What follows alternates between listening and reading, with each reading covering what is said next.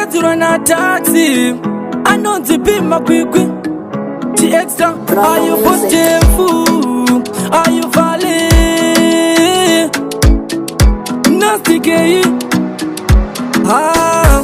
ndikazifunga so zvakawanda zvimumuri kutoburitsa kure kwandiendesa ushingiso vinti kutokamutsa ndikazvifunga so zvakawanda zvimumuri kutoburitsa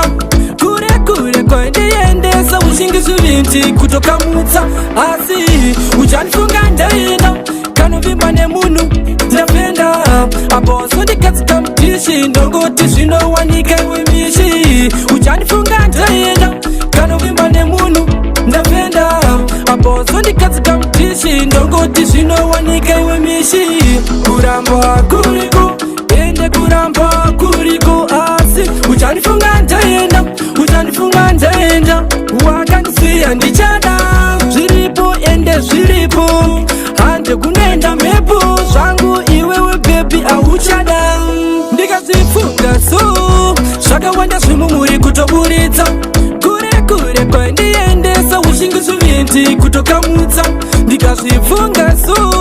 zvakawanda zvimumuri kutoburitsa kure kwandiendesa ushingiso vinti kutokamutsa handise kuramba ndaramba bodo asi mirishonga mumoyiwondo ndikafunga zvandaikufungira wakaparadza kare zvandaikuitira uchariyeuka iro bako irori uchariyeuka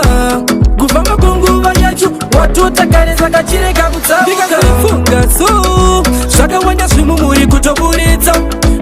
kure kwandiendesa ushingiso vinti kutokamutsa ndikazvifunga so zvakawanda zvimumuri kutoburitsa kure kwandiendesa ushingiso vinti kutokamutsa asi uchandifunga ndaenda kanovimba nemunhu ndafenda aposo ndikatsika mutishi ndongoti zvinowanika iwe mishi uchandifunga ndaenda kanovimba nemunhu ndafenda aposo ndikatsika mutishi ndongoti zvinowanika iwe mishi kuramba kuriko ende kuramba kuriko asi uchandifunga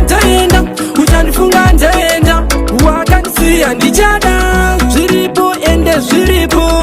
hande kunoenda mhepo zvangu iwewe bebi auchada ndikazifunga so zvakawanda zvimumuri kutoburitsa kure kwandiendesa ushingiso vinti kutokamutsa ndikazvifunga so zvakawanda zvimumuri kutoburitsa kure kwandiendesa ushingiso vinti kutokamutsa ndikazifunga so zvakawanda zvimumuri kutoburitsa kure kwandiendesa ushingiso vinti kutokamutsa ndikazvifunga so zvakawanda zvimumuri kutoburitsa kure kwandiendesa ushingiso vinti kutokamutsa